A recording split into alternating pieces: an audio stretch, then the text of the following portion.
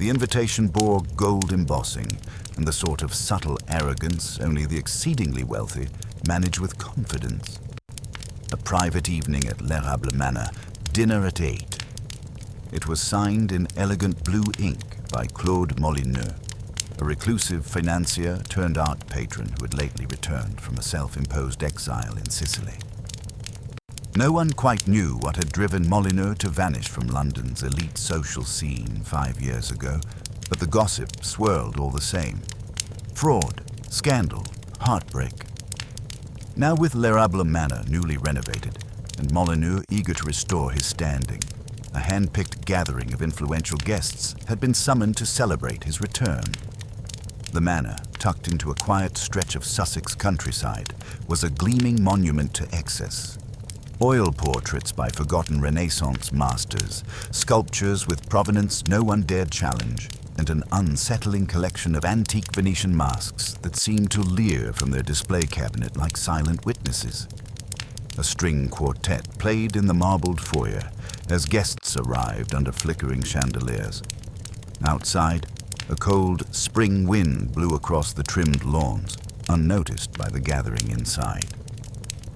At precisely 8:03 p.m., the first course was served in the long dining hall. 12 guests took their assigned seats at the lacquered mahogany table, arranged with military precision.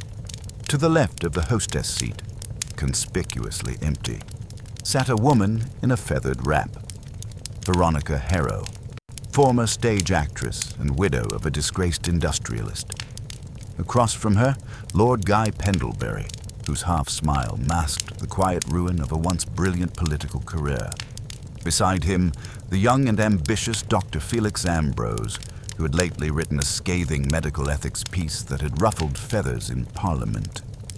Farther down, Estelle Munro, Claude's distant cousin and rumored heir, toyed with her wineglass while watching the room through narrowed eyes. There were others, each one with a face well known in gossip circles or business dealings, each carefully chosen. But the host was nowhere to be seen. At first it was treated as a lark. "Claude is a man of dramatics," said Pendlebury, adjusting his cufflinks. "He'll descend any moment with some grand declaration, likely in costume." "He used to do that at his Paris salons," added Veronica Harrow with a shrug. "Once arrived dressed as Louis XIV and insisted on being addressed as Your Radiance all night." Laughter circled the table, albeit with an edge of discomfort. 10 minutes passed, then 15. The butler, an impassive man named Sinclair, stepped forward quietly and murmured, "Mr. Molineux has not responded to the bell. Shall I check his rooms?" A ripple of unease moved through the diners. The meal continued with forced cheer. By the second course, whispers had begun. Had he taken ill? Was he planning a spectacle? By the third course, Sinclair returned alone. "Sir Claude," he said, his voice low and controlled, "is not in his chambers, nor the library. His dressing room is untouched. His personal valet has not seen him since this morning." "What of his car?" asked Dr. Ambrose sharply. "Or his phone?" "Both accounted for. The Bentley remains in the garage, locked. His telephone is still in the drawer where he left it." The room turned quiet. The quartet in the foyer had long gone silent, perhaps sensing the shift in atmosphere. Pendlebury stood, his jovial facade crumbling. "This is absurd. People don't vanish in the middle of their own dinner parties." Yet Claude Molineux had vanished. An hour later, the local constable arrived. A preliminary search yielded nothing. The manor had only one main exit. All doors were locked from the inside. No broken windows, no sign of forced entry. Claude Molineux had entered the house that afternoon, according to staff. He was seen walking the grounds before dressing for dinner, and then, like smoke, he was gone. By midnight, word had reached London, and by noon the next day, Hercule Poirot arrived. He stepped out of a dark green Morris cabriolet, wearing a dove grey overcoat, black gloves, and a hat tilted at a precise angle. His mustache twitched with disapproval as he regarded the looming facade of l'Érable Manor. Vanishing hosts, he muttered. Mon ami Hastings, were he here, would immediately suggest a ghost story. But no, there is no ghost, only a man, and the question of why he disappeared during the serving of the oysters. Poirot was greeted at the door by Sinclair, who led him into the salon, where the remaining guests had now taken up anxious residence. Most had stayed the night, their curiosity, or unease, refusing to let them leave. Some had changed clothes, others had not slept. Poirot greeted them cordially, bowing slightly and surveying each face with calm interest. "I understand the dinner was to welcome back Monsieur Molyneux to society," he said softly. "But now it seems we are gathered for a different purpose entirely." No one responded at first. Then Estelle Monroe spoke. "It was supposed to be a celebration. He was going to make an announcement about the estate, about his future." Her tone was clipped but uncertain. "An announcement?" Poirot's eyes narrowed. "Très bien. And did any of you have reason to suspect he might not wish to make such an announcement after all?" "I think," said Lord Pendlebury dryly, "you'll find that everyone in this room has some reason to hope he wouldn't." Poirot smiled faintly. "That, Lord Pendlebury, is precisely why I'm here."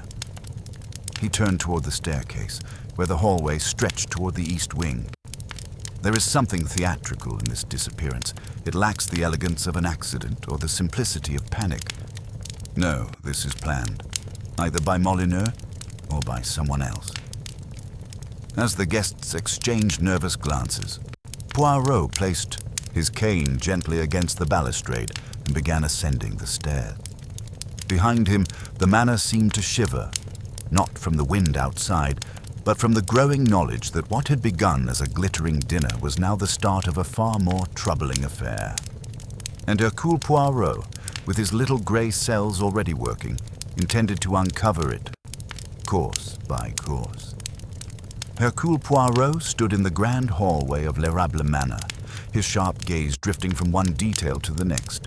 Framed canvases with overly proud signatures, antique sconces affixed slightly crooked, a small patch of carpet scuffed near the threshold of the east drawing room. The house, for all its wealth and polish, had the air of something dressed too quickly, as though made ready for guests without quite resolving its own secrets.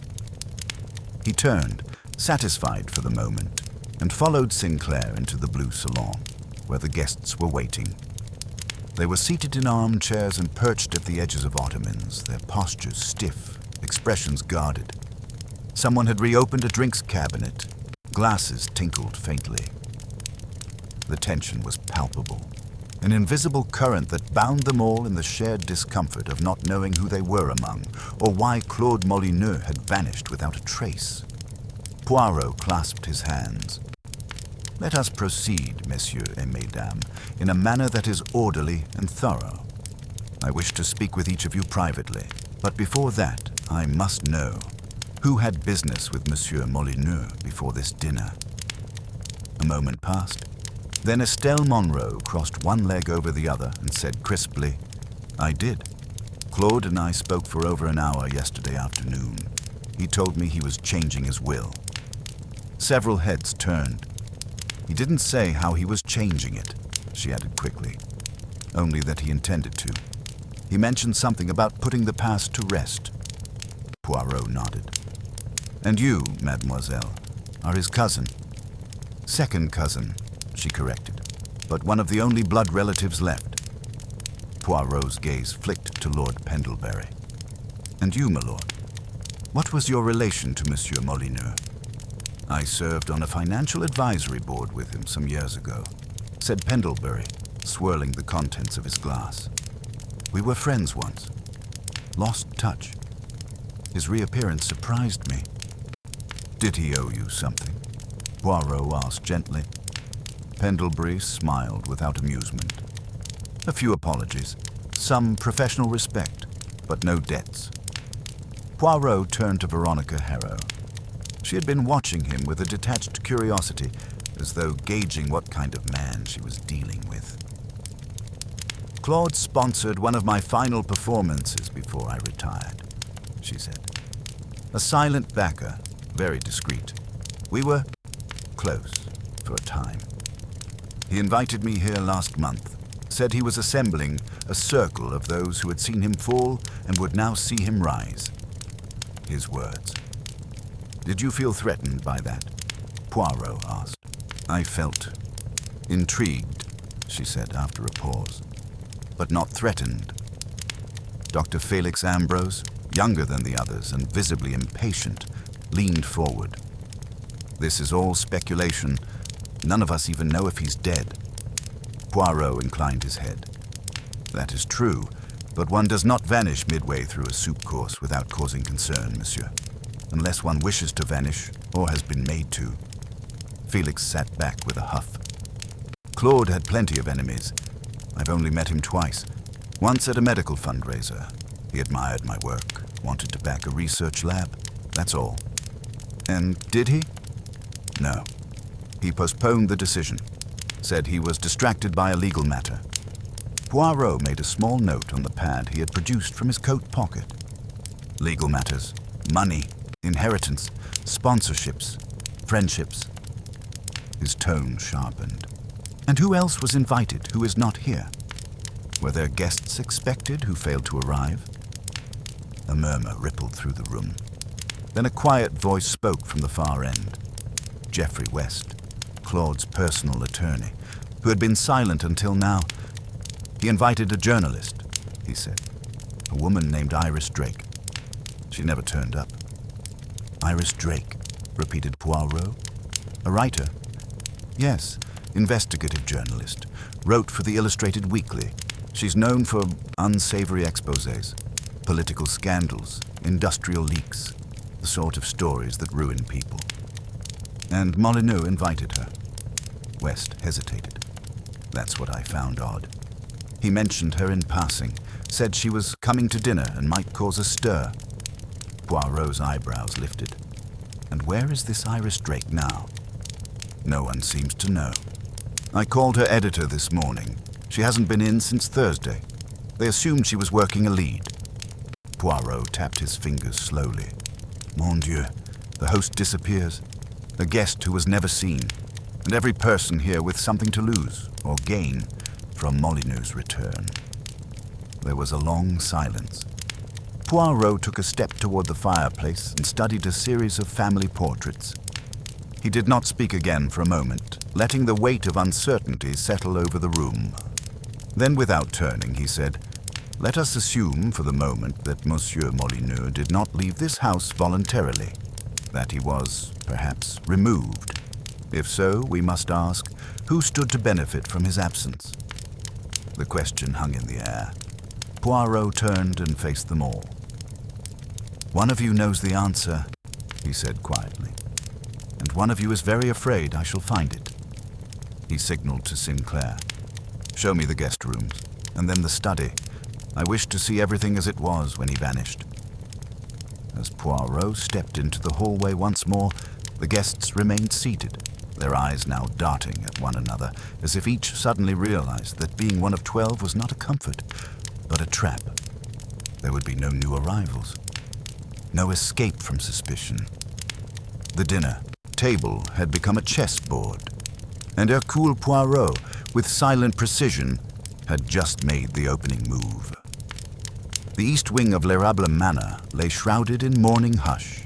The heavy oak doors muffled the outside world, while the pale spring light leaked through the tall windows, casting long slats of brightness across the polished floors. Poirot moved with delicate precision, hands folded neatly behind his back as Sinclair escorted him through the private rooms of the vanished host. Claude Molyneux's bedroom was austere but immaculate. Not a wrinkle marred the coverlet on the four-poster bed.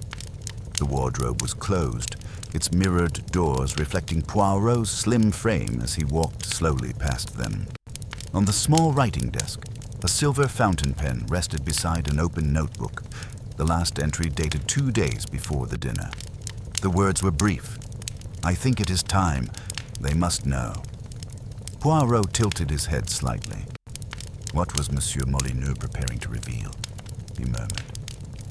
He crossed to the valet's adjoining quarters, where a quiet young man named Turner stood anxiously by the door. Poirot motioned for Sinclair to step back, then questioned the valet directly. "You were the last to see your employer?" Turner nodded. "Yes, sir. Around 6:45.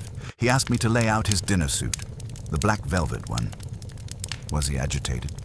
Nervous?" "Not nervous, no. He was focused, calm.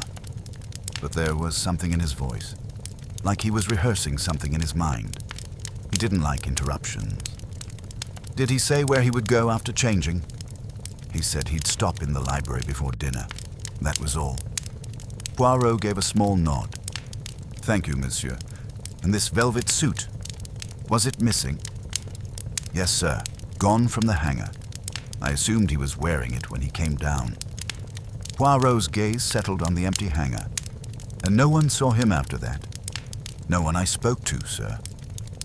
Poirot made his way down the corridor, entering the library next.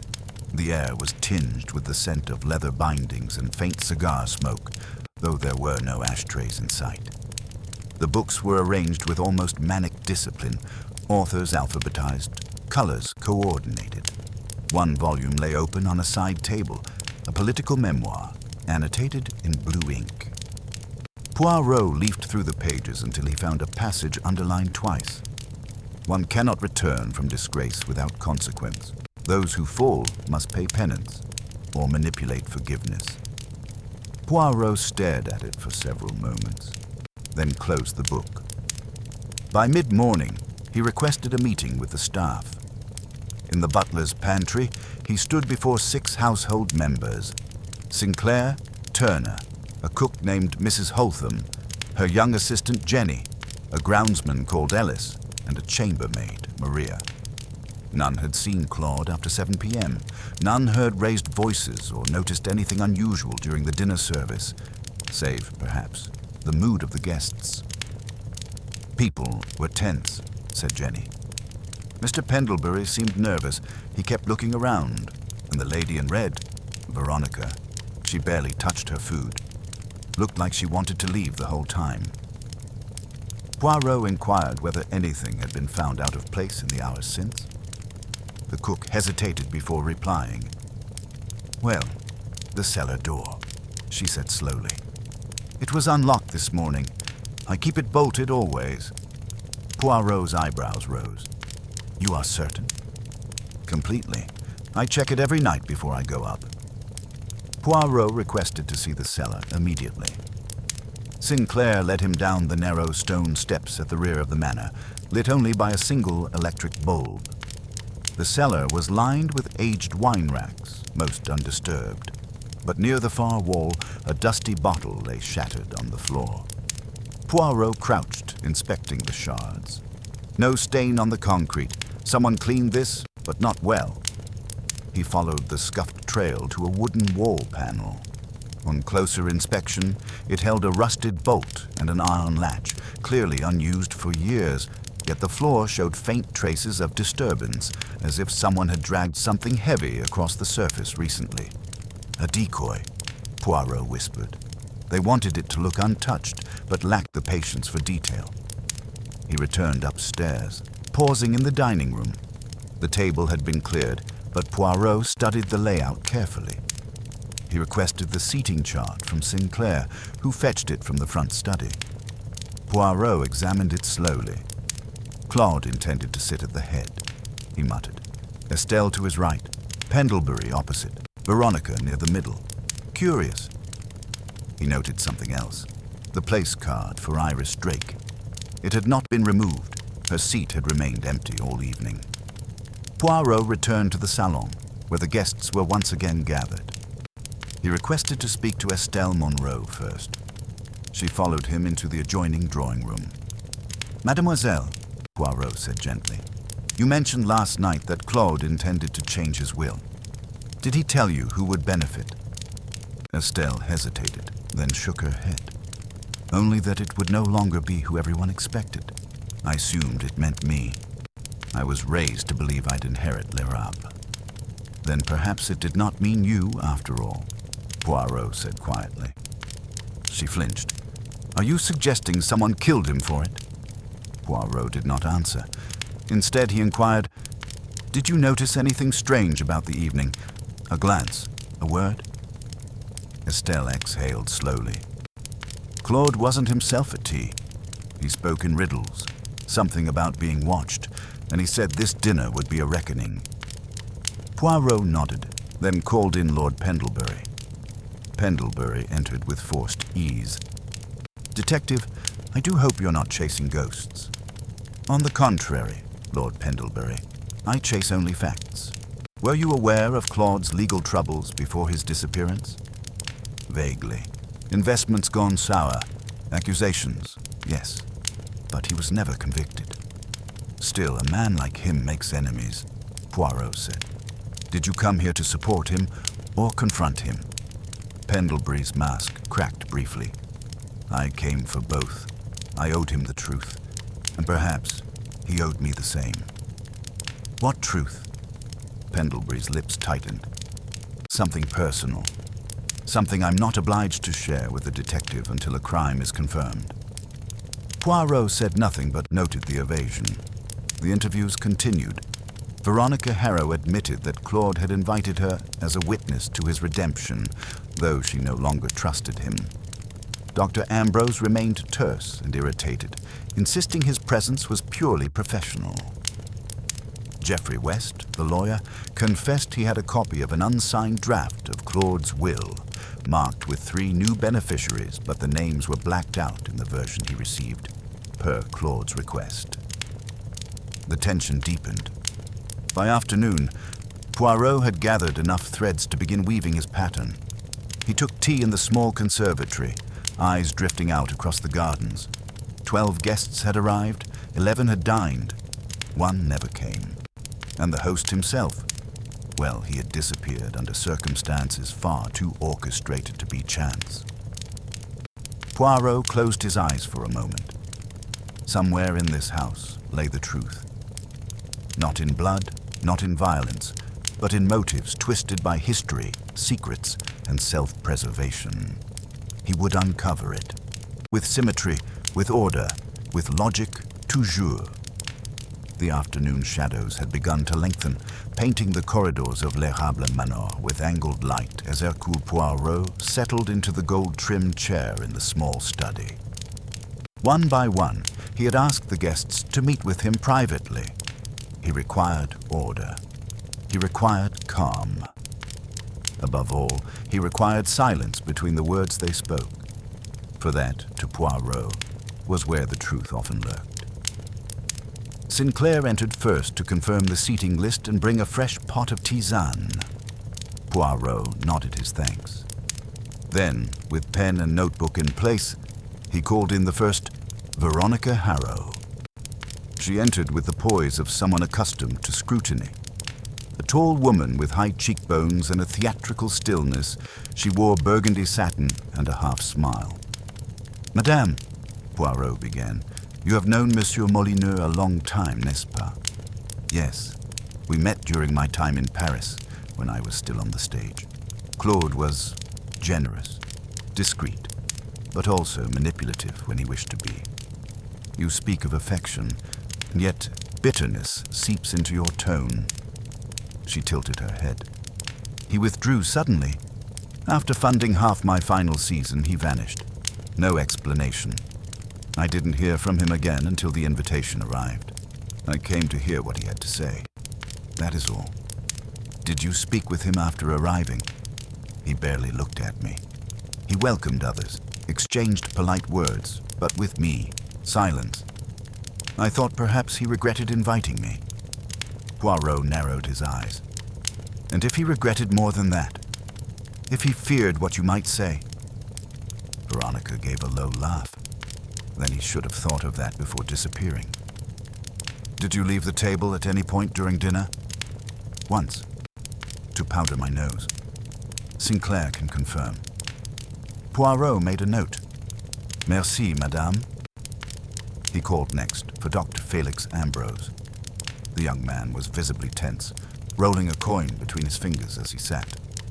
"You have known Monsieur Molineux briefly, I understand," Poirot began. "Yes. He contacted me after reading my essay on medical corruption, offered to fund a laboratory wing in my name." "Did he?" "No, he delayed, then cancelled. Said he had been misled about my reputation." "Misled by whom?" "No idea, but he accused me, indirectly, of embellishing some of my research. A complete fabrication. My work is clean." Poirot raised an eyebrow. "Did you come to confront him?" "I came to clear my name. I didn't expect him to vanish before I got the chance." "You were seated beside Lord Pendlebury. Did you notice anything unusual in his manner?" Ambrose hesitated. He seemed watchful, like he was trying to judge how the others were reacting, and he excused himself from the table briefly, I think during the second course. "Did he say where he went?" "Something about a telephone call." Poirot made another note. "And you, did you leave the table?" "No, I stayed. I didn't want to miss my moment." Poirot dismissed him and called in Estelle Monroe. She entered briskly, wearing a fitted navy dress and a look of tired defiance.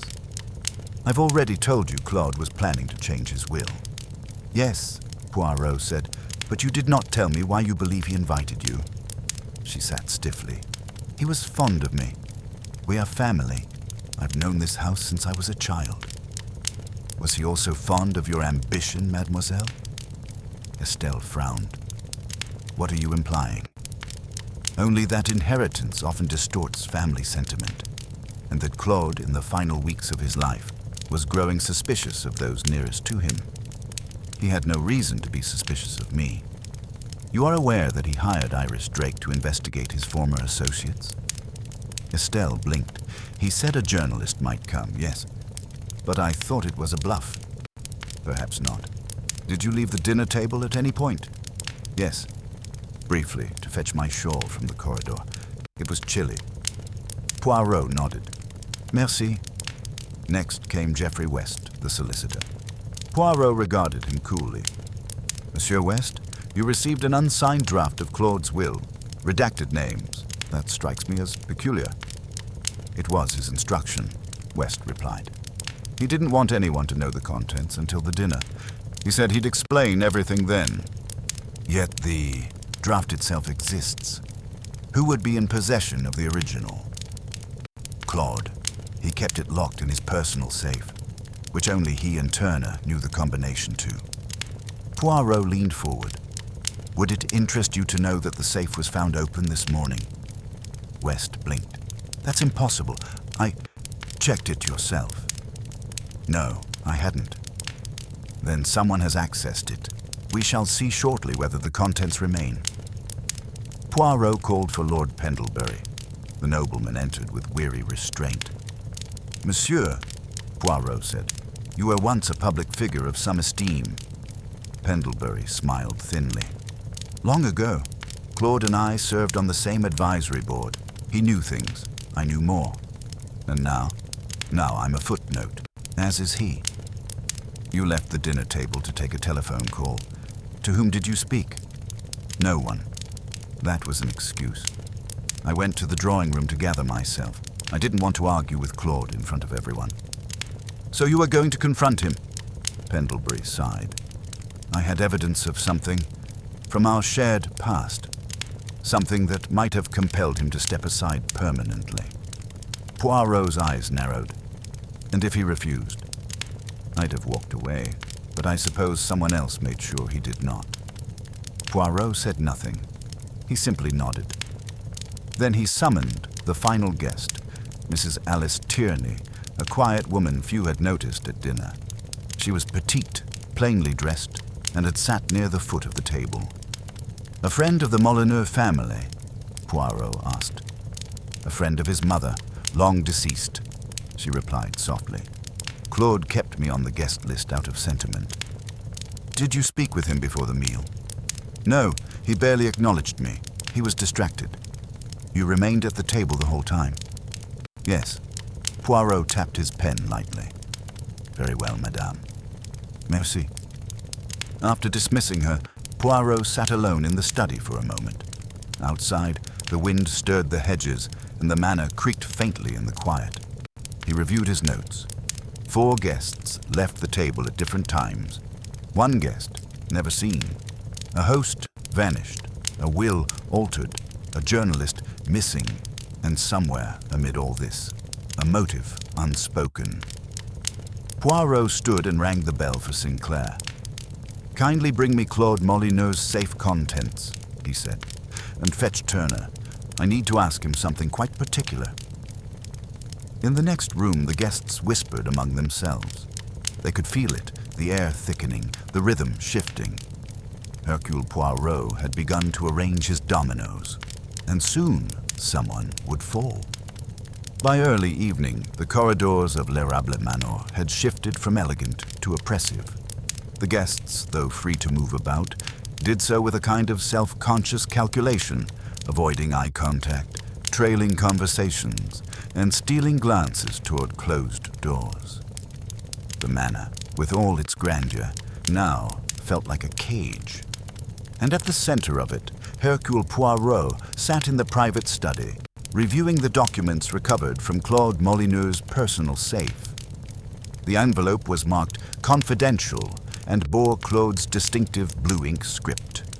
Inside were 2 items: the full, unredacted draft of the new will, unsigned, and a typed dossier titled "Iris Drake, Investigative Findings, Pending Verification." The dossier contained summaries of financial dealings, allegations of insider trading, and references to unnamed individuals. But one name had been circled in red: Dr. Felix Ambrose. Poirot read the page again. A series of bank transfers from a shell foundation in the Cayman Islands, all connected to Ambrose's lab. It suggested embezzlement masked as research grants, with inflated invoices and shadow donors. The evidence was not conclusive, but it was damaging. At that precise moment, a knock came at the study door. It was Sinclair. "Inspector Forley has arrived from the Sussex Constabulary. He'd like to speak with you." Poirot rose and stepped into the hallway. Inspector Forley was a broad-shouldered man with a weathered coat, a clipped mustache, and the look of someone unused to the social airs of country estates. He greeted Poirot with a polite nod and spoke in low tones. "We've found something, Monsieur Poirot. At the base of the garden steps, by the western slope behind the orchard, our men discovered a velvet dinner jacket. Black, torn at the cuff, covered in mud, and in one pocket, a wallet belonging to Claude Molyneux." Poirot's brows lifted, but he said nothing. "There's more," Forley added. Inside the wallet was a letter addressed to Molyneux, dated 4 days ago, signed by Dr. Felix Ambrose. Poirot held out his hand. Forley passed him a copy of the letter. "Claude, if you intend to expose me, you'd better be sure your hands are clean. You've made enemies, more than you realize. I don't want trouble, but if you bring it to me, I will answer in kind. Drop the story, or I will make sure you regret it." F.A. Poirot read it twice, then folded it neatly and handed it back. An hour later, Dr. Ambrose was seated in the drawing room, pale and tense. Inspector Forley stood over him, arms crossed. The velvet jacket had been shown to him, the letter presented, his explanation thin. "Yes, I wrote it," Ambrose admitted, voice brittle. "But I didn't harm him. I was angry, yes. Claude promised to fund my research and then accused me of dishonesty. I confronted him. I warned him, that's all." Poirot stood to the side, quiet, watching. Pendlebury muttered, "So it was him after all." Estelle Monroe crossed her arms. I knew he was hiding something. But Poirot remained motionless. He turned his head slightly and addressed Ambrose. "Monsieur, why write such a letter if you intended to attend the dinner anyway?" "I thought he'd cancel the invitation. I never imagined he'd still ask me." "But he did. And yet you remained at the table throughout the dinner, yes?" "Yes." Poirot nodded. And the jacket? I have no idea how it got into the garden. Mine was hanging in my wardrobe when I dressed. The cuff was torn. A struggle, perhaps. Ambrose shook his head. I don't know. I never saw it after that morning. Poirot leaned closer. And what of the bank transfers, monsieur? The Cayman accounts? Ambrose went still. You went to great lengths to obscure the source of your funding, Poirot said softly. But Claude was meticulous. He traced it. He knew. Ambrose swallowed hard. I didn't think he'd look that deeply. So you had motive, Forley cut in. Means. Opportunity. But Poirot raised a hand. Non, Inspector. He had motive, certainly, but not opportunity. Forley frowned. He was here. The jacket is his. The letter proves intent. Poirot stepped toward the table and gently placed a napkin ring at its center. There were 12 place settings at dinner. 11 were occupied. 1 remained empty. Mademoiselle Iris Drake. The one person who had the most information, the one who never appeared. But Claude expected her. Her place was set. The wine was poured. Poirot turned to the room. Let us assume that Claude had planned a public revelation, that he had invited Iris to make her findings known. Why would he vanish before the moment of triumph? Why would a man meticulously orchestrating the exposure of others walk away from the final act? Silence. Poirot nodded to himself. It is too neat, too theatrical. A letter, a jacket, a convenient discovery. No blood, no body, only hints. He turned to Ambrose. Monsieur, your letter makes you a fool, but not a killer. Forley looked annoyed. Are you saying the evidence was planted?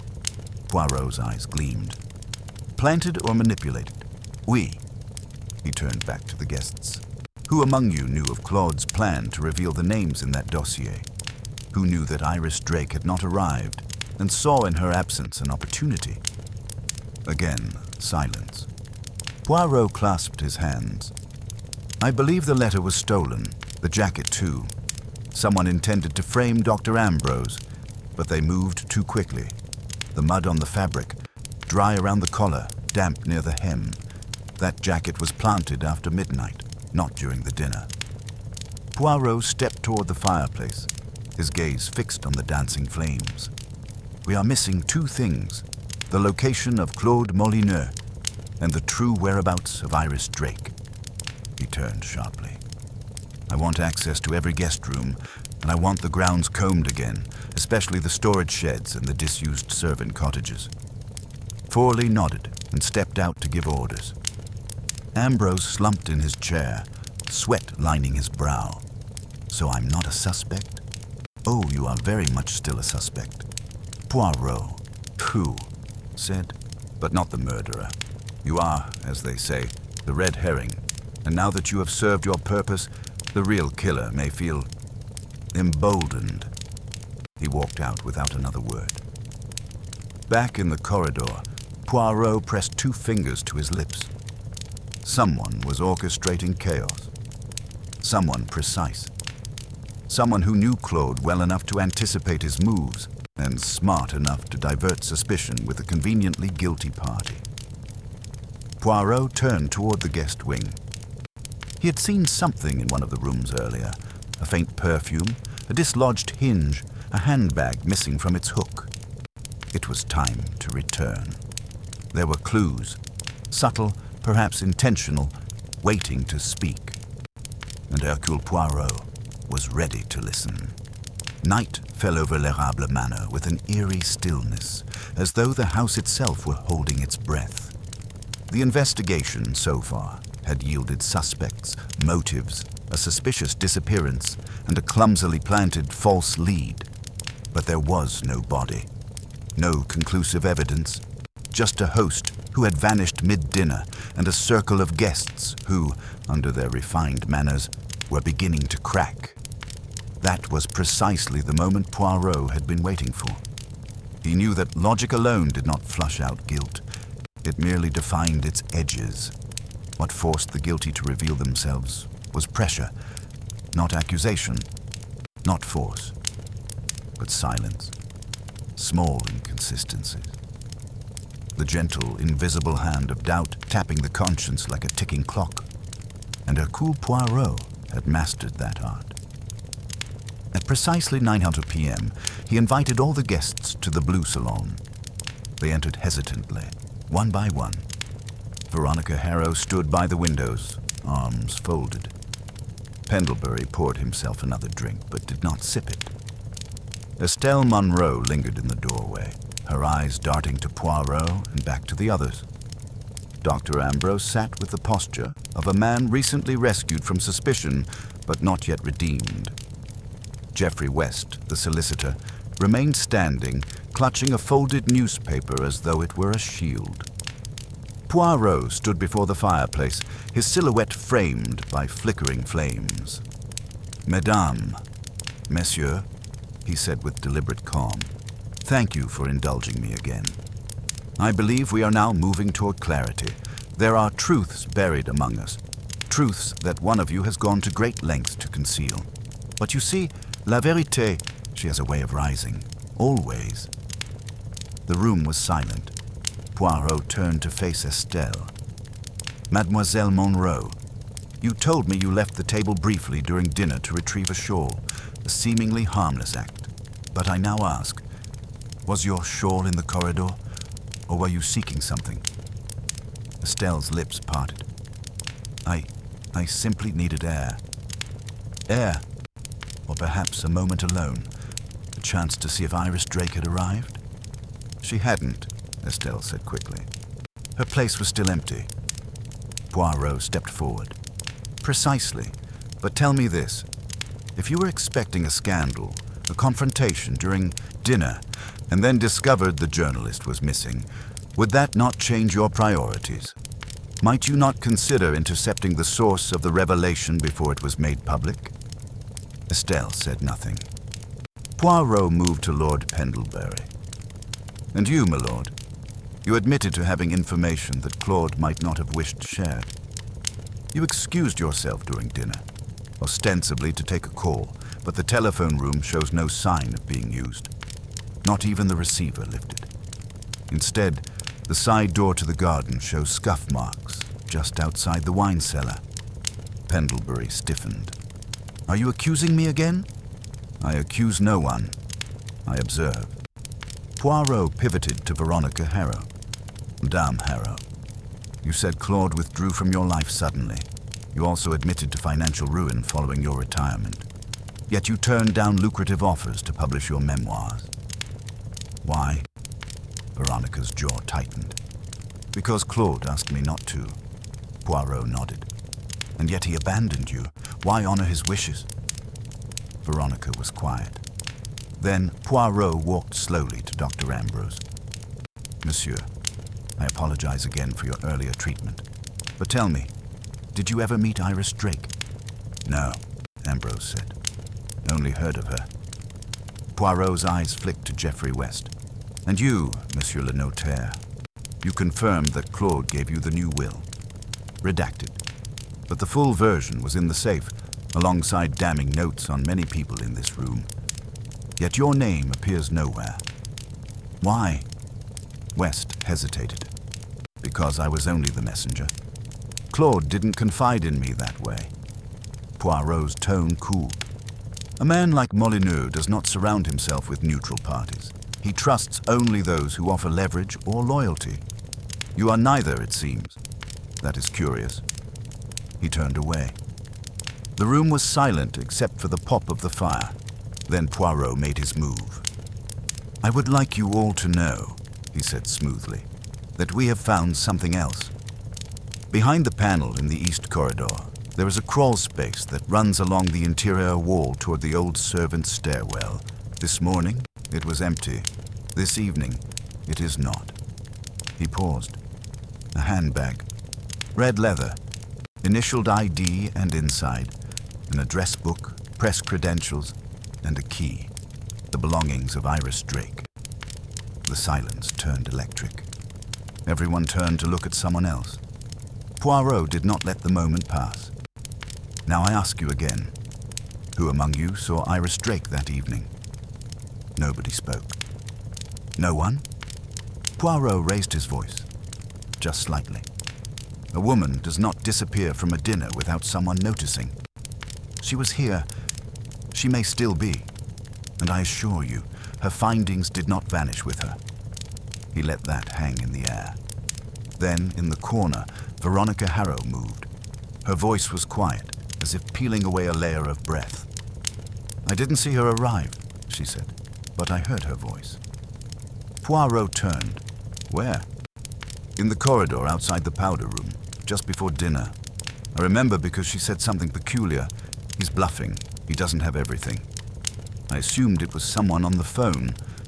Now I wonder. Why did you not say this earlier? Poirot asked softly. Because I wasn't sure it was her. I hadn't seen her in person. I thought it was staff.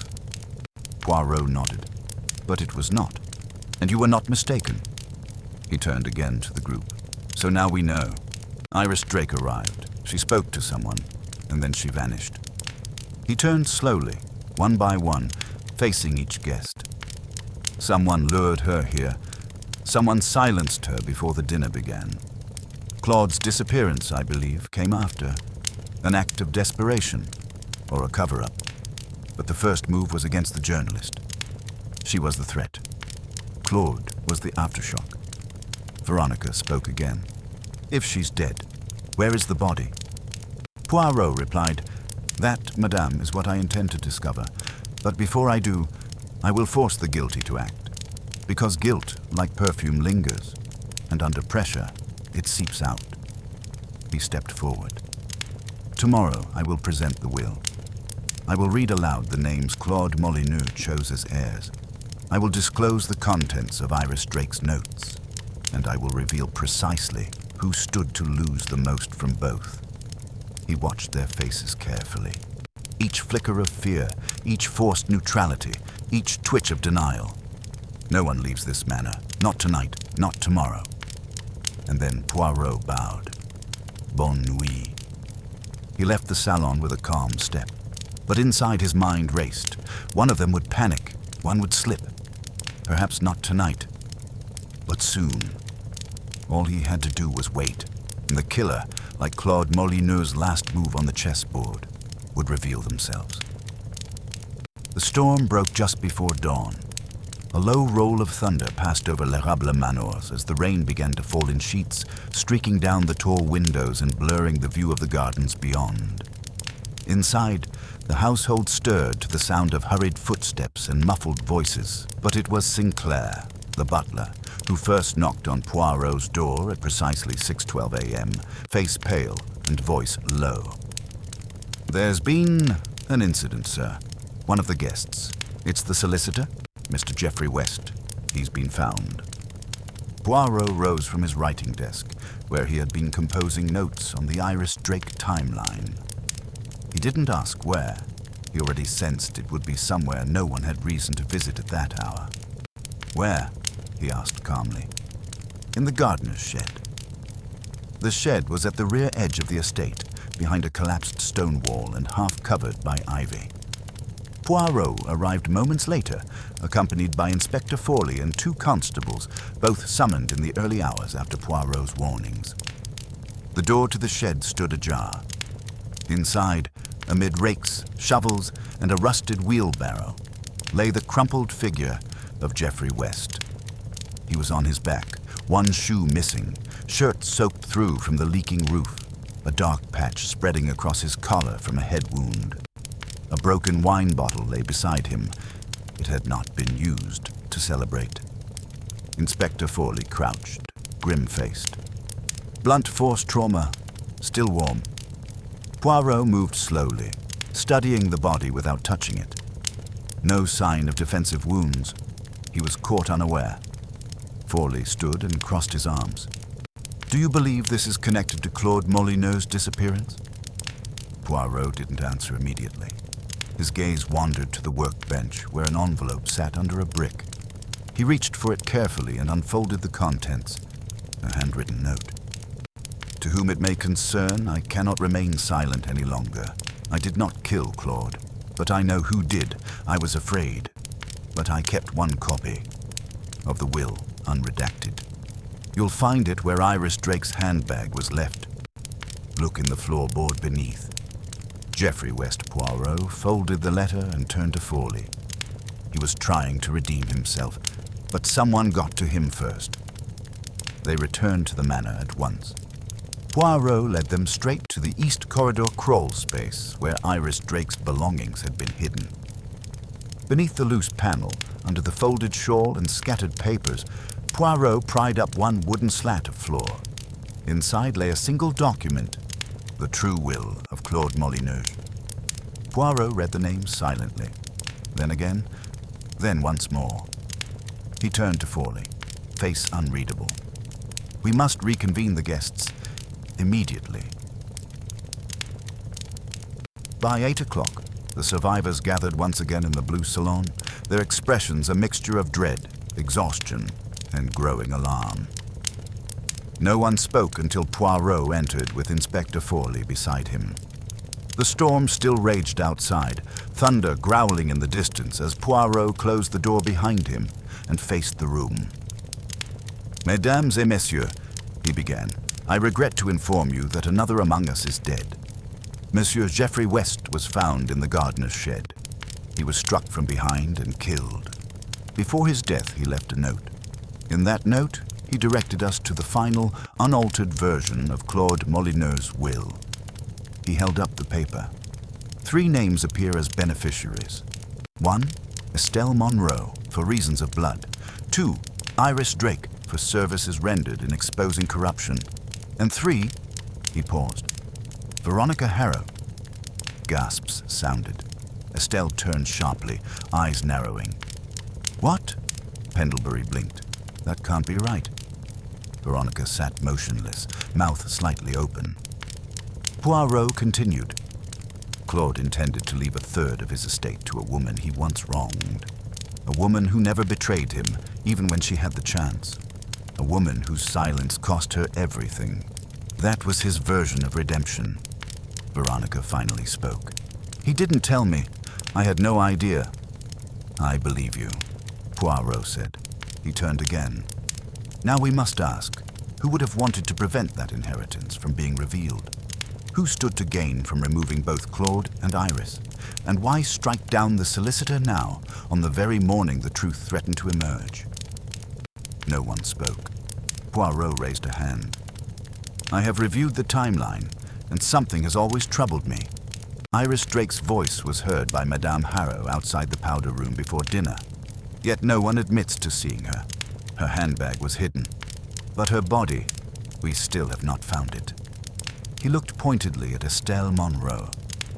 "Mademoiselle, you were the only guest who claimed to have walked alone through the East Corridor.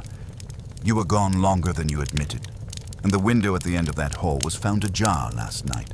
It leads directly to the side garden, and then to the gardener's shed." Estelle's breath quickened. "I didn't go outside," Poirot continued calmly. "But you knew Claude intended to disinherit you. He told you there would be a surprise. When Iris failed to appear, you panicked. You suspected she had left evidence somewhere. You searched for it. You found her, or rather, you intercepted her before she entered the house. That's not true. And when Claude didn't announce the will, you assumed he'd hidden it. You needed time to find it. You planted the jacket to frame Ambrose. You planted the letter. You hoped suspicion would scatter. Then when Geoffrey West confessed that he knew, you silenced him as well." Estelle stood. "You have no proof. I have your fingerprints on the wine bottle used to strike him. The constables collected it. They are being matched now." Estelle froze. For a moment, she said nothing. Then she exhaled softly. "He should have kept me in. I was the only one who stayed loyal. Everyone else used him." Poirot didn't reply. He simply looked at Forley, who stepped forward. Estelle didn't resist. As she was led away, she turned one last time toward the others. "You'll all forget him in a month." When the door shut, Poirot faced the room once more. "Iris Drake's body, I believe, is buried in the old greenhouse foundation. The cement there was disturbed last autumn. I've already requested it be searched. Pendlebury swallowed. How long had she been dead? Before the dinner began, Poirot said. Claude vanished afterward. I believe he discovered Estelle's act, perhaps by accident. He feared he would be next, so he fled the manor, likely through the crawl space. I believe he is alive. Veronica blinked. Alive? Poirot nodded. He planned this affair too carefully to let it collapse. His silence was his safety. His reappearance, I suspect, will follow shortly. A knock came at the salon door. Sinclair opened it, eyes wide. Monsieur Poirot, there's someone at the front gate. It's Claude Molineux. Poirot allowed himself a faint smile, punctual to the end. Claude Molineux stood beneath the wrought iron arch of l'Érable Manor's gate, rain still dripping from the brim of his hat. His face was sallow, his hair slicked back, and a thin cut ran along his left temple, but he was very much alive. As Sinclair helped him inside and word spread of his return, a strange quiet fell over the household. There were no outbursts of relief, no embraces, only a thick air of disbelief that turned the drawing room into a chamber of ghosts. Poirot met Claude just outside the vestibule, standing like a sentinel. Their eyes met without a word. Claude gave a small nod. In the end, he said hoarsely, it was always going to be her. Poirot did not smile. But you did not tell me. You vanished instead. Claude exhaled. Because I underestimated her. She confronted Iris. I saw them through the east corridor window. I thought she was just angry. But then, Iris never came inside. I checked. I knew something had gone wrong. I knew Estelle would guess the will had changed. So you disappeared. I needed time to think. Time to decide if I was ready to see it through. To expose them all. I never thought she'd go further. I thought the dinner would break her. But it didn't. I wasn't brave enough to face it, Poirot. Not then. Poirot gestured toward the inner hall. Come. There is one final matter we must address. Claude followed him into the salon. The remaining guests sat scattered. Veronica on the edge of a chaise, Ambrose in a tense corner, Pendlebury leaning by the sideboard. All of them turned as Claude entered, as if uncertain whether they saw a man or a spectre. No one spoke. Poirot took his place by the fireplace once again and waited for Claude to sit, which he did, slowly, in the armchair opposite Veronica. Mes amis, Poirot began, the mystery of the vanished host is resolved. But there remains one final enigma, a detail no one questioned, though it has been with us from the beginning. He stepped away from the hearth and paced the room slowly.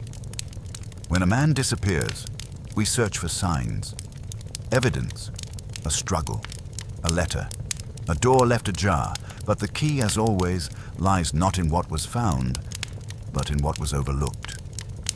He turned to the table near the sideboard. Upon it sat the seating chart from the dinner. Let us revisit this. 12 names, 1 seat unoccupied. Iris Drake's. 11 guests, each accounted for, yet no one asked. Why 12? He let the question hang. Poirot tapped the card marked ID. Iris Drake had been invited. This we knew. Her presence was expected but not confirmed. Yet Claude had planned everything so precisely. Name cards, wine pairings, even a handwritten menu. This was not improvisation. He knew who would sit where. He had anticipated Iris would arrive. Poirot turned to Claude. Did you know she was already dead? Claude looked up slowly. No. I thought she would come. When she didn't, I grew nervous. I suspected Estelle might have intercepted her somehow, but I didn't know. I fled to avoid being her next mistake. Poirot nodded. Then the seating chart was your insurance. A signal. To me. Claude looked startled. You understood that? Poirot's eyes glinted. I always study the smallest details. The seating chart was not merely about dinner. It was about order. Your obsession with control is legendary, monsieur. But this chart was not just arranged by status or politics. It was arranged by guilt. He walked to the edge of the room and lifted the small notepad where he had sketched the original seating diagram. Pendlebury and Ambrose, across from one another. Both had histories Claude sought to expose. Veronica, midway down the table, just opposite Estelle. The balance of trust and betrayal. The key was in the position of the names. Claude laid them out, not as a host, but as a man setting a trap. Claude said nothing. His expression was unreadable. Poirot continued. But there was something more. In the study 2 days ago, I saw the book Claude had annotated. A minister's memoir. He underlined a single line. Those who fall must pay penance, or manipulate forgiveness. I did not understand it at the time, but it was not philosophy, it was confession. Poirot pointed to the dossier Iris Drake had been compiling. Each name she wrote down had committed an act Claude felt personally responsible for protecting, enabling, or financing. You were not just exposing others. You were exposing yourself. Claude's face tightened. I deserved to be named. Poirot gave a brief nod. Perhaps. But justice does not come through vanishing. It comes through truth. He turned to the others. And that is what brings us to the final clue. The true one. The one none of you considered relevant. The open powder room door. The guests looked at one another. Poirot folded his hands. Madame Harrow heard Iris Drake's voice in that hallway just before dinner. The powder room was empty afterward, but Iris never reached the dining hall. Where did she go? He answered himself. Nowhere, because she never left the corridor. He gestured toward the east wing. 2 hours ago, I asked the constables to inspect the old dumbwaiter shaft behind the panel next to the powder room. It had been sealed for decades, but not entirely. It had a hollowed-out chamber above the service hatch. Just enough space to conceal something, or someone. Poirot's voice lowered. They found the body of Iris Drake there, wrapped in a curtain, hidden before the dinner began. There was a sharp intake of breath. Veronica covered her mouth. Pendlebury turned away. Poirot concluded. Estelle panicked when Iris arrived early. She lured her into the hallway, silenced her, and hid the body before guests took their places. She knew the seat would be noticed, but she hoped Claude would be blamed, or that the absence would pass as a delay. He turned to Claude once more. You disappeared not because you were guilty, but because you saw what Estelle had done, or suspected it. You left to avoid becoming the next casualty. Claude's voice was faint. She was like a sister to me. Poirot placed a hand on the back of the chair. Then mourn her, monsieur, but do not forget. Your silence almost let her succeed. The fire crackled behind them. Poirot turned to leave. Before he stepped into the corridor, he paused. One final note, he said softly. Madame Harrow, your silence preserved Claude's secret. Your loyalty did not go unnoticed. Veronica gave a small nod, but said nothing. Poirot walked away. The storm outside now reduced to a whisper. The mystery of Claude Molineur's disappearance had been solved. But in truth, he had never disappeared at all. He had simply waited for the one man who would see not the surface, but what lay just beneath it. Late afternoon, the rain had ceased, and the wet gravel of the driveway glistened gray beneath a pale sun. Inside l'Érable Manor, the atmosphere was taut with anticipation. In the great dining hall, where once the table had borne 12 settings, now stood a long mahogany table draped in a plain white cloth. At its head sat Hercule Poirot, posture impeccable, little gray cells ready.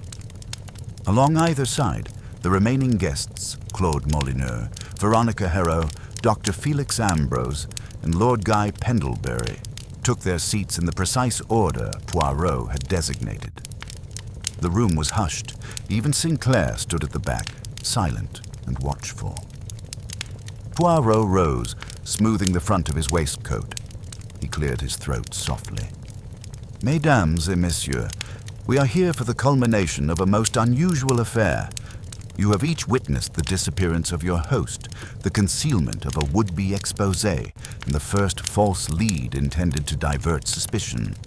You have seen two among you fall under suspicion, Dr. Ambrose and then the unfortunate Mr. West, and you have learned of another life taken in the early hours. He paused, letting the weight of those words rest. It is time at last to restore order through truth. He turned to Claude. Monsieur Molyneux, you were driven from your home by the fear of betrayal.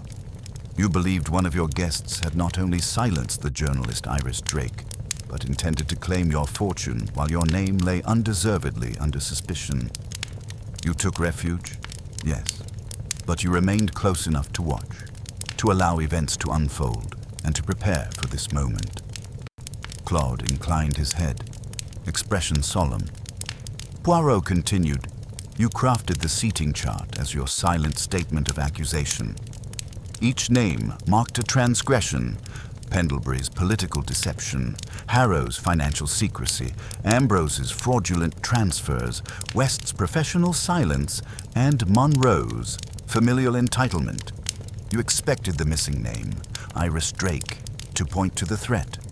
When she failed to appear, you feared the chart would become irrelevant. In your haste, you left the manor by the hidden corridor, believing your absence would buy time for justice. He turned to Veronica. Madame Harrow, your loyalty to Monsieur Molyneux was unquestioned. You heard Iris Drake's voice in the corridor and recognized the danger. Instead of alerting others, you remained silent, hoping Claude would speak his truth. You collected Iris's belongings from the crawl space, preserving them for the eventual unveiling. Without your discretion, Iris's handbag might have been lost or destroyed. You protected the evidence. Veronica inclined her head slightly, hands clasped on her lap. Poirot then addressed Dr. Ambrose. Monsieur, you proved the value of persistence and anger. Your letter was clumsy, but genuine in its ire. Claude and you had a falling out over fund mismanagement. You intended merely to frighten him into clarifying your reputation, not to harm him. Your frustration was exploited by another, someone who planted your jacket and letter to cast you as culprit. You remained at the table throughout, a steadfast guardian of your own innocence. Ambrose bowed his head. Next, Poirot faced Lord Pendlebury. Milord, your motive was shaped by long-ago friendship soured by betrayal. You confronted Claude that evening armed with evidence that might shatter reputations on both sides. You withdrew, claiming a telephone call, yet you had no call to make. Instead, you tested the manor's silent corridors, seeking the journalist, only to find none. Your guilt lay in the question, would you have murdered your friend to secure a legacy? You resisted that path. Pendlebury frowned, but remained silent. Poirot's gaze then swept the room. Finally, we come to the heart of the matter. Mademoiselle Estelle Monroe. The door opened behind him and the constables entered, flanking Estelle in handcuffs. The light caught her pale face and trembling lips. You believed the inheritance was yours by right. You expected Claude to leave you his estate. When he invited Iris Drake, you feared her investigation might reveal a different outcome. You confronted Iris in the East Corridor before dinner began, rendered her unconscious, and concealed her body in the sealed dumbwaiter shaft. You planted evidence against Dr. Ambrose, hoping suspicion would be diverted. When Geoffrey West discovered both the will and the truth, you lured him to the gardener's shed under false pretenses and struck him down. All before Claude's eyes through the hidden window, his horror prompted his flight, but his return today sealed your fate. Estelle's shoulders sagged and her eyes flickered between defiance and despair. She finally whispered, I thought it would be simple. No one would suspect me. Her voice cracked. I thought I was protecting my future. Poirot nodded gently. Fear makes even the closest kin into strangers. But justice demands clarity. He signaled to a constable who took Estelle by the arm. She offered no resistance, With Estelle led away, Poirot turned back to the remaining four. He held aloft the true will. Here are the beneficiaries of Claude Molyneux's final intention. Estelle Monroe, now absent, Iris Drake, whose work would have unveiled corruption, and Veronica Harrow, a testament to forgiveness. Your actions this day ensure that two of these names remain unclaimed. Silence reigned. Finally, Claude rose, stepping forward to take the will. "I have been a flawed man," he said hoarsely. "I have hidden truths and nurtured betrayals, but I see now that control must yield to courage. Iris's and Estelle's names stand, Estelle's for blood, Iris's for truth, and Veronica's for mercy. I shall honor all three." He looked to Veronica, who gave a small, tearful nod. Dr. Ambrose and Lord Pendlebury exchanged solemn bows. The tension in the room softened, replaced by a contemplative stillness. Poirot smiled faintly. "Order is restored, mon ami, through the exposure of hidden deeds, through the courage to speak, and through the mercy of redemption." He placed his cane by his side. "And now, let us ensure Claude Molyneux's legacy is shaped by honesty at last." As the guests filed out to await the formal process of justice, the dining hall seemed to exhale. The long table stood bare once more, its white cloth a symbol of fresh beginnings. Outside, the sun broke through low clouds, casting a hopeful light upon l'érable Manor. In that light, justice and absolution walked hand in hand, a testament to the power of truth and the triumph of the little gray cells. The grand clock in the hallway chimed 3 times as Hercule Poirot rose from his armchair and walked to the center of the dining hall, where the long, white-covered table still bore the evening's place cards. The afternoon sun slanted through the tall windows, illuminating motes of dust that drifted like silent witnesses to the truth about to be laid bare. Though the storm had passed, the tension remained charged, an electric anticipation that crackled in the hush.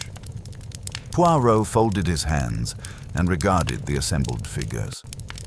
Claude Molyneux, recovering from his ordeal. Veronica Harrow, steadfast in her forgiveness.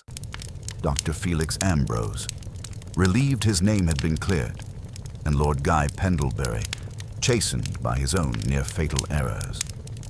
Each held a place at the table in the precise position Poirot had determined, the final alignment of order confronting chaos. In our world, Poirot began, voice measured and grave. The simplest truths often lie at the surface, while the deepest deceptions dwell beneath. Tonight, I shall reveal how each strand of this mystery came together, how the disappearance and the deaths were part of one carefully woven design, and how Mademoiselle Estelle Monroe set every piece in motion. But first, let us revisit the acts themselves. He stepped to the end of the table and lifted the first place card, Iris Drake, letting it flutter to the cloth. Miss Drake's investigative dossier was Claude's leverage against corruption. He invited her to dine so that her findings could be disclosed alongside the reading of his new will. He expected confrontation, yes, but believed her courage matched by his own resolve. Poirot returned to the center, his gaze meeting each face. Yet Miss Drake never reached her seat. Instead, Estelle intercepted her in the east corridor, where the powder room door stood ajar. She spoke of her own claim, demanding that Claude restore her inheritance. When Iris refused to abandon her purpose, Estelle struck her down with a heavy candlestick she tore from the hallway sconce, then concealed the body in the now sealed dumbwaiter shaft, an escape hatch no longer used, its entrance cleverly disguised. He moved aside, allowing the weight of the image to settle. Poirot then raised the card for Dr. Felix Ambrose and flung it to the floor. This misleading clue was intended to misdirect suspicion entirely. Dr. Ambrose's valid grievances became the easiest target. A faded jacket left in the garden, a threatening letter planted in Claude's pocket, all orchestrated by Estelle to buy herself time and divert investigation. Poirot turned to Ambrose. "Your anger was real, monsieur, But your actions were honorable. You threatened words, not violence. Your name was dragged through a web of deceit, yet you remained truthful, steadfast in attending dinner despite the risk. Next, Poirot removed Geoffrey West. Claude's solicitor, a keeper of secrets, carried an unsigned will and notes on every guest. He discovered Estelle's ruse, both the missing dossier and the body's concealment. Before dawn, Estelle lured him to the gardener's shed under false pretenses, persuading him that she possessed the will and could negotiate its contents. When he realized she held no true power, she struck him with the same candlestick, leaving his body where it would be found at dawn. Poirot's voice was calm, but resolute. A brutal act to silence the last witness, to bury not only evidence, but the harbinger of justice. He replaced that card and turned to Lord Guy Pendlebury, discarding it with equal finality. Your enmity with Claude was of a different nature, a betrayal of ideals. You sought personal restitution, convinced you had a rightful claim to the truth he held. Yet your footsteps left no trace in the night, and though you tested the corridors in search of the journalist, you found only shadows. Your guilt lay in intention, not action. You resisted the darkest impulses, and for that, you too stood acquitted of harm. Poirot swept his glance to Veronica Harrow.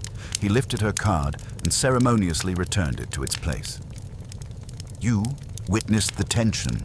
You heard Miss Drake's defiance, and you chose silence until the moment for truth arrived.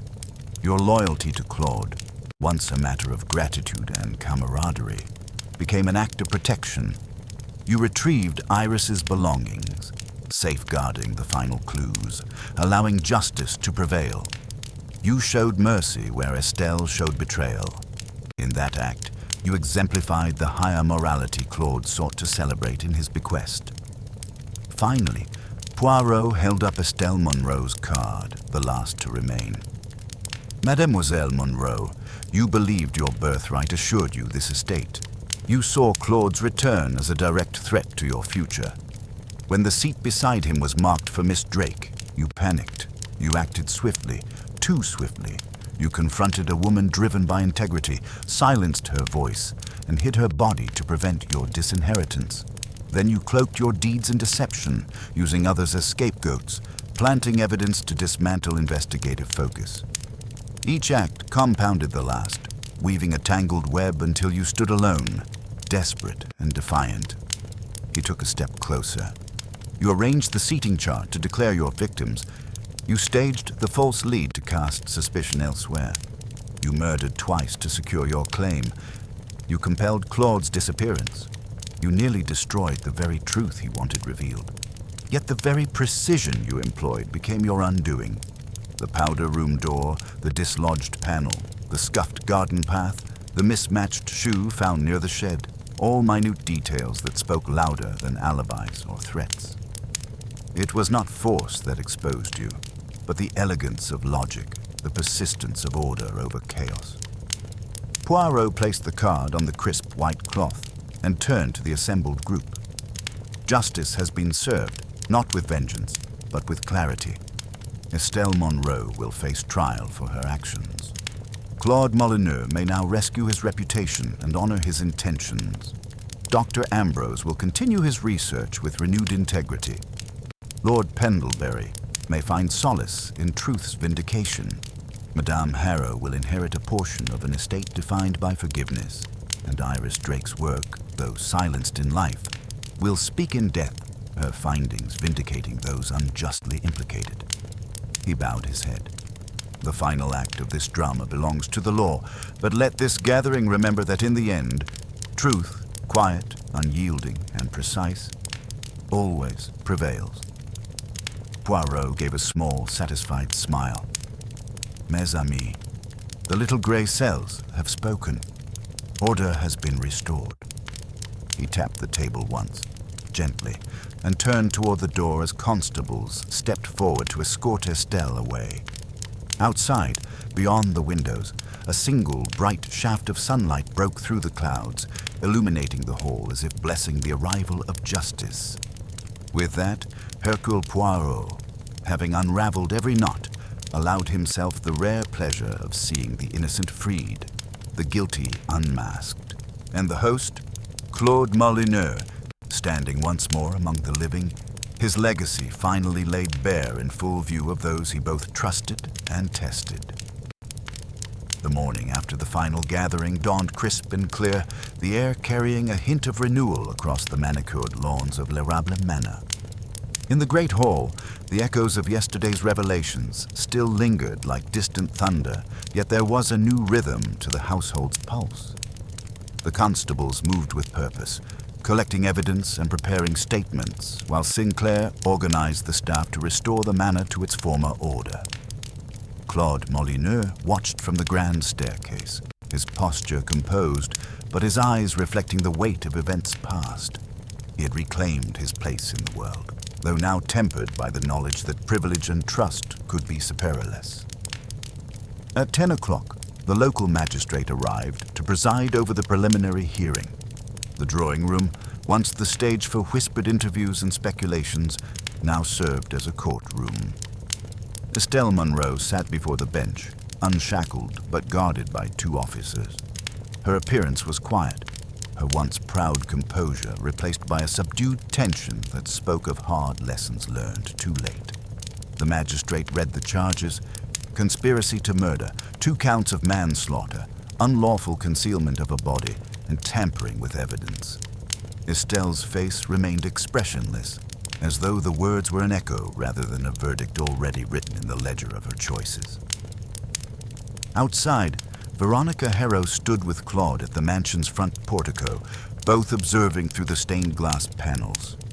She had offered to stay and provide testimony as a witness to Claude's disappearance, the concealment of Iris Drake's body, and the subsequent discovery in the concealed shaft. Her presence, unwavering and dignified, had sealed her place not only in Claude's will but in his gratitude. He turned to her quietly, offering a nod that conveyed more than words ever could. The hedge-lined driveway glistened under the morning sun as the magistrate's carriage departed, carrying Estelle Munro toward custody before her formal trial. Within the manor's library, Poirot took a moment alone amid bookmarked volumes and ink-stained ledgers. He reflected on the cascade of events: the invitation with its gilded promise, the empty chair awaiting Iris Drake, the planted letter that nearly derailed justice, and the series of shadows that had danced across the manor's corridors. He traced the arc of human frailty: ambition turning to desperation, loyalty to betrayal, courage to resignation. Claude had shown him the true power of mercy by honoring Veronica's silent support. Ambrose would rebuild his reputation on a foundation of truth. Pendlebury would carry the knowledge that restitution comes in many forms, and that sometimes survival depends on resisting one's darker impulses. A soft knock came at the library door. It was Dr. Ambrose, fresh from giving his statement. He entered with hesitation, holding a folder containing the final iteration of his research proposal, now cleared of suspicion. Poirot gestured to the leather settee by the window. "Felix," Poirot said, "you have endured much, yet you remain steadfast in your purpose." Ambrose sank into the seat. "Thanks to you, Monsieur Poirot, I can continue the work I began. Iris Drake's notes have been digitized and passed to the authorities. They will be published for all to see, vindicating me and exposing greater wrongdoing." "Excellent," Poirot replied. "Your integrity has prevailed, and knowledge will shine light upon the dark corners." He folded his hands. The wheel of justice turns slowly, but it turns. Outside, the groundsman Ellis and chambermaid Maria worked side by side to repair the broken panel near the powder room and seal the dumbwaiter shaft now cleared of all traces. Their quiet diligence testified to the manor's commitment to restoration, to erasing the scars of deception and death. By midday, Claude convened the remaining guests in the dining hall once more, not for a meal, but for a private ceremony. The long table, now bare, stood ready as Veronica, Ambrose, Pendlebury, and Poirot assembled before it. Sinclair served a simple tea, accompanied by light pastries. No grand gestures marred the solemnity. The gathering was about gratitude, acknowledgement, and the forging of a new beginning. Claude rose and addressed them with clear, measured tones. He spoke of legacy, not as a matter of wealth alone, but as a reflection of character. He recounted his intentions behind inviting Iris Drake, his plan to confront corruption, and the heartbreak of learning that betrayal can stem from blood ties. He thanked Veronica for her loyalty when silence was safer, Felix for his resilience under false accusation, Guy for resisting the final temptation of violence, and Poirot for his unwavering dedication to truth. He admitted his own shortcomings in orchestrating events he could scarcely control and vowed to honor Iris's memory by establishing a foundation in her name, devoted to investigative journalism and ethical inquiry. As he finished, he placed an ornate envelope on the table, his last act as host. Inside was the sealed documentation of his last will, including clauses designating Veronica and Iris's foundation as beneficiaries and provisions to support Ambrose's research lab. Pendlebury would receive a grant to fund civic initiatives, while Maria and Ellis would each be granted lifetime trusts in recognition of their service. Claude looked across the faces of those who remained. "I offer this," he said softly, "as both apology and hope. May these tokens heal wounds and kindle new pursuits." Veronica stepped forward, accepting the envelope with care. Ambrose and Pendlebury exchanged respectful nods. Poirot regarded them all with gentle satisfaction. "Order restored," he murmured to Claude, "and justice served with compassion." Afternoon shadows lengthened as each guest took their leave. Pendlebury departed for London to resume public service under a new umbrella of accountability. Ambrose returned to his laboratory with renewed vigor, Iris's name guiding his work. Veronica remained at L'Érable for a final week, overseeing the preparations for the Foundation launch and bidding farewell to staff who had stood by her in dark times. Poirot, suitcase in hand, prepared to depart. He stood at the manor gate with Claude, the estate stretching behind them like a canvas ready for fresh paint. Claude extended his hand. "Merci, Poirot," he said earnestly. "Without you, all would have fallen into ruin." Poirot bowed slightly, clasping Claude's hand. "It is the duty of the detective to restore balance. You, monsieur, have the duty to carry that balance forward." He tipped his hat and stepped into his waiting cab. As it pulled away, he glimpsed Claude on the gate steps, framed by the rising sun. Within the hour, Poirot would be aboard a train bound for London, his mind already turning to new puzzles. Yet in his heart, he carried the quiet satisfaction of a case resolved. In L'Érable Manor, the echoes of deceit had given way to the harmony of justice and the promise of redemption. The little grey cells had triumphed once more, proving that even in the darkest mysteries, truth finally finds its light.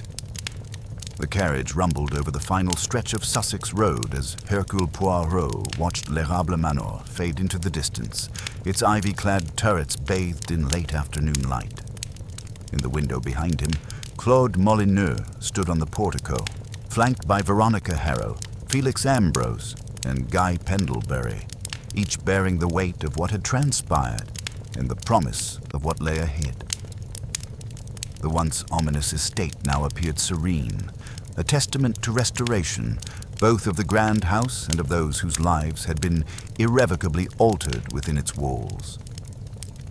Poirot leaned back, hands folded primly across his chest, and allowed himself a moment of quiet reflection.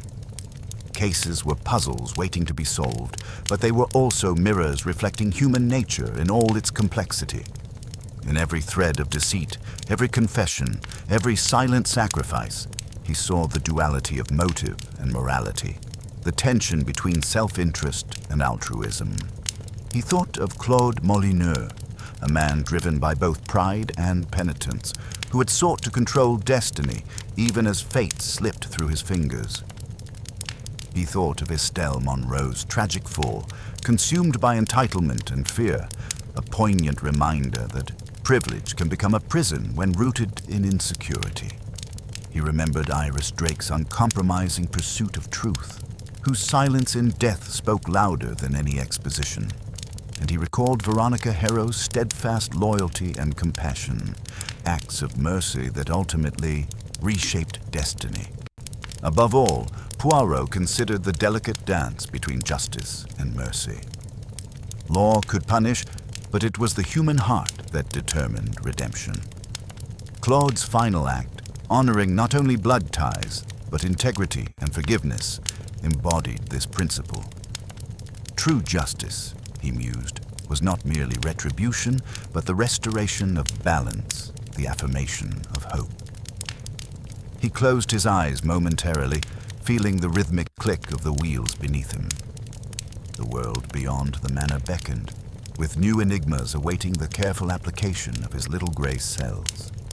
A missing jewel, a cryptic letter, a seemingly innocuous remark.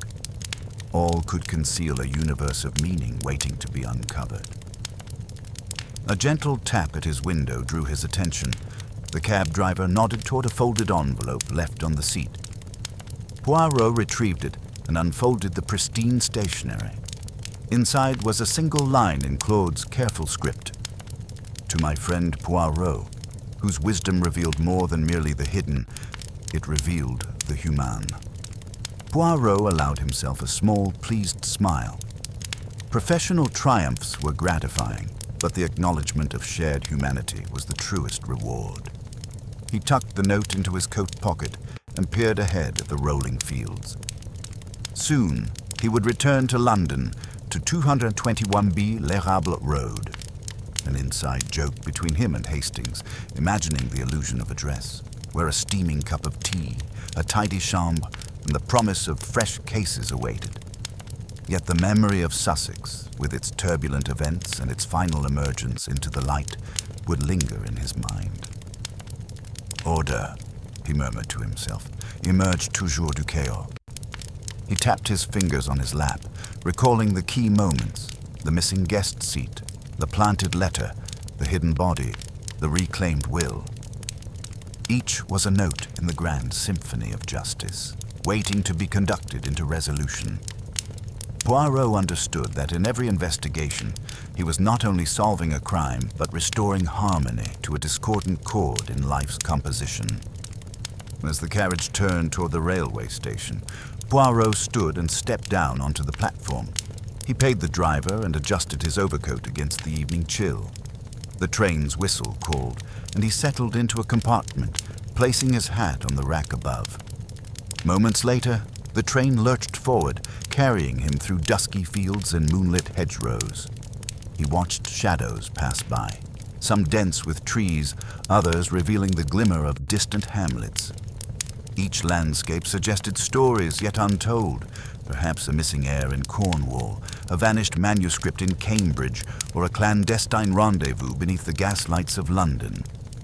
He drew the note from his pocket and read it again, savoring the sentiment. The human. That, he believed, was the essence of detective work. Not merely decoding elaborate schemes, but understanding the hearts that crafted them. A criminal might hide behind masks, manipulations and misdirections, but the human element, the flicker of fear, the twinge of guilt, the plea for mercy, always shone through. Poirot closed his eyes and allowed his thoughts to drift toward home. Hastings would be waiting, perhaps with a new letter from a grateful client or a novel that required careful analysis. The familiar routine would be a welcome contrast to the high drama of L'Érable Manor. Yet the lessons of Sussex about trust, betrayal, and the enduring power of compassion would inform every future case he undertook. The rhythmic click of the train and the gentle rocking of the carriage were lulling. Poirot considered the nature of endings and beginnings. Every case concluded was a story completed, but every conclusion sowed the seeds of a new enigma. That was the perpetual allure of his calling, that one mystery solved became the gateway to another. Ahead, the lights of London began to pierce the night, a constellation of possibilities shimmering on the horizon. Poirot straightened his tie, smoothed his mustache, and prepared himself for the next chapter. But for a moment longer, he allowed himself to honor the triumph of yesterday, the restoration of a house, the vindication of innocence, the administration of justice with a human touch. The train picked up speed and the station lights receded. Poirot's gaze remained fixed on the stars above until they too dissolved into the embrace of the carriage's glow. In the hush, he whispered into the night, "Au revoir, l'érable manor. Until the little grey cells call me again." And with that, Hercule Poirot, detective, philosopher, guardian of order, embarked on the journey home, ready to face whatever mysteries awaited his unparalleled mind.